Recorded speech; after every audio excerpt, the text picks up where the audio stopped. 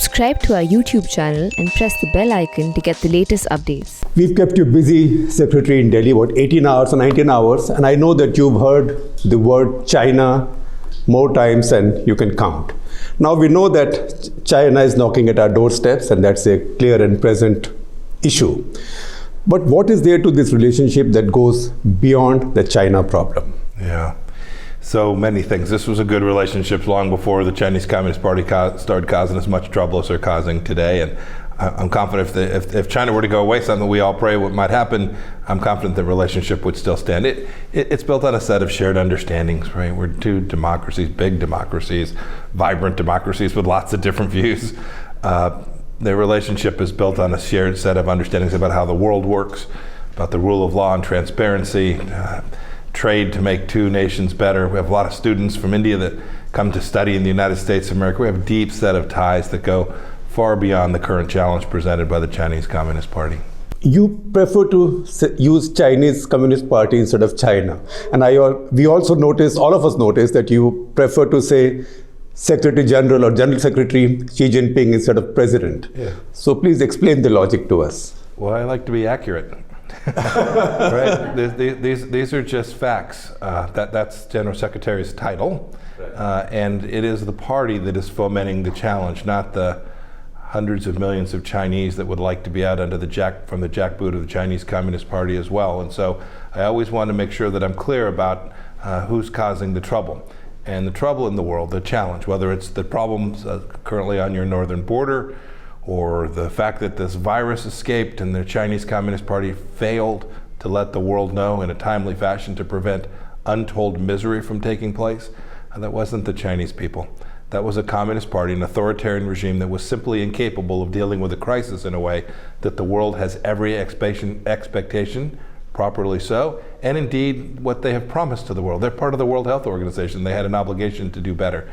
And so I use those terms because they're precise and they're accurate and they reflect the reality of what's taking place inside of China. But Xi Jinping is president for life. Well, there have been a lot of folks president for life who found that the people inside of their country had a different view. And he's not elected. He's the General Secretary. This is his title. He's also the commander of their armed forces. He has many titles. A country like India, do we have to worry about the Chinese Communist Party, or do we have to worry about China? Well, it's the Communist Party that drives everything there. To your point, it's not a democracy. They rule with an iron fist. They ensure their continued political preeminence as their primary mission set inside of their country. So those who object, anybody who wanted to exercise their own faith, or when you see what's happening in the West to the Uyghur Muslims, right? These are the kind of things you only see in authoritarian regimes, a massive set of human rights violations. So the challenge presented to the world comes from this ideology that is represented by General Secretary Xi Jinping, who talks about national rejuvenation. That term has real meaning. He has real intent behind that. It is not simply to rule in China. It is not simply to have power throughout the first island chain, but it is an idea that says China is the middle kingdom. It is central, and it should have hegemony in a much broader place than just in its own local region. That challenge is a result of the Chinese Communist Party. It's Marxist-Leninist ideology, and we have to confront it in every place that we can. I know that you think a lot. So look at the place of America.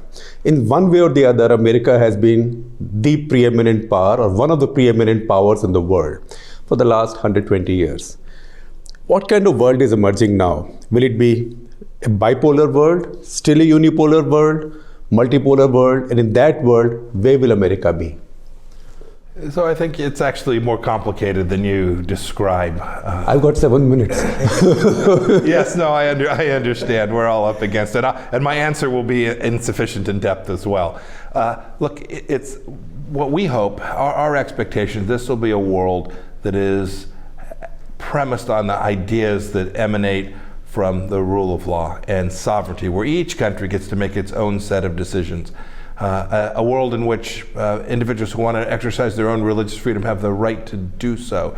These are the value sets that we hope that the world will encompass for the next 150 years. And America's place If we do our job well, if America is successful in its own workings inside, then we'll be someone who's a shining example of that. It's our history. And I hope that we continue to do that. I hope we continue to be this shining example for a robust debate, a real democracy. We have parties win one year and then we have parties lose. This is how people are respected, how human dignity is respected. If we do that, we'll still be an important player. We have a big economy, we have innovative people, we have a system that promotes that innovation and rewards hard work. Those are the kinds of things that we hope every nation will adopt. And when they do, this will be a model that is very different than the one that the Chinese Communist Party is presenting to the world. Do you get the sense that your Indian counterparts understand the Chinese challenge? Yeah, I think so. I think they do. I must say, to the extent that they don't, the United States has been guilty of that too.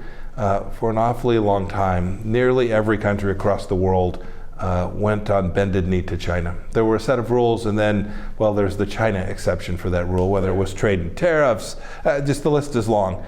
I think the whole world is coming to see. I think the tide has turned. I think the world has begun to recognize the threat posed by the ideology that emanates from the Chinese Communist Party.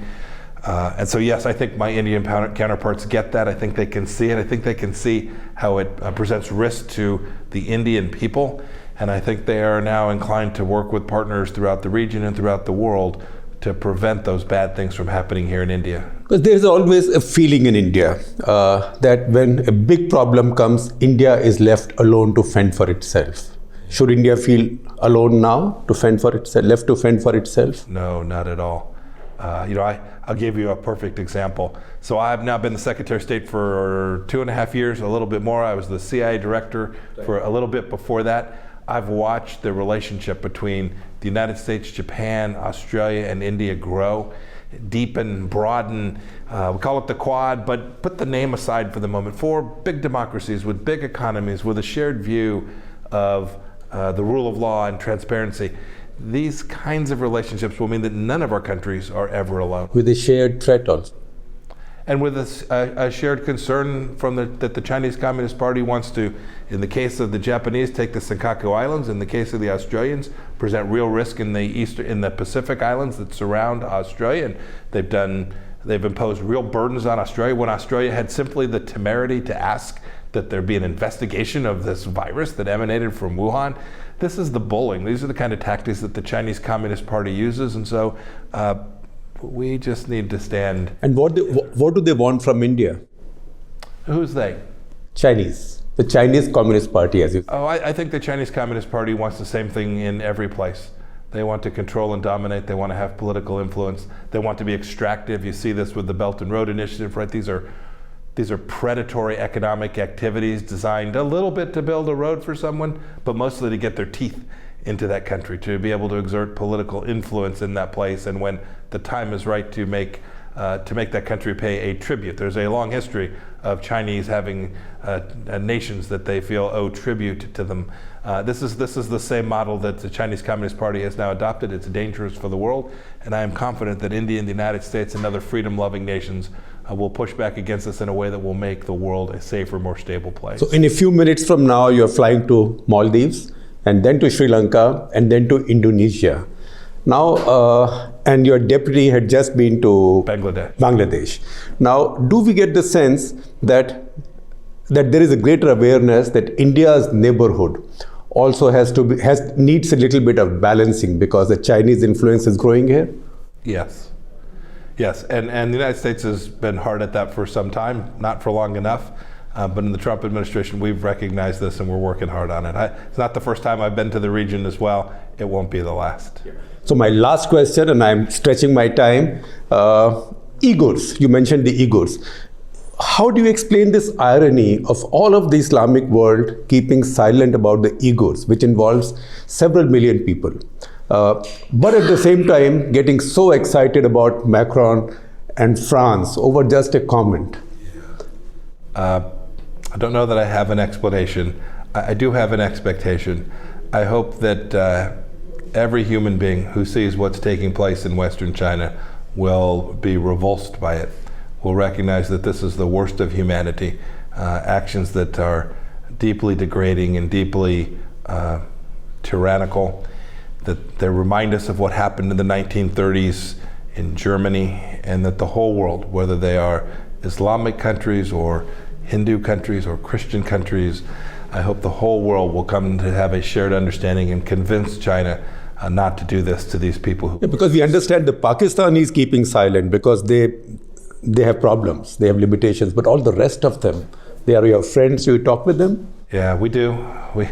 We remind them of what's taking place there, and our hope that they will find a pathway to speak about this openly and publicly, not for the purpose of confronting or causing harm, but for the purpose of preventing this horrible set of actions that's taking place in Western China. Secretary, thank you very much. I wish we had more time. Safe travels to you. Thank you very much. We'll do this again. Fantastic. Thank you, sir.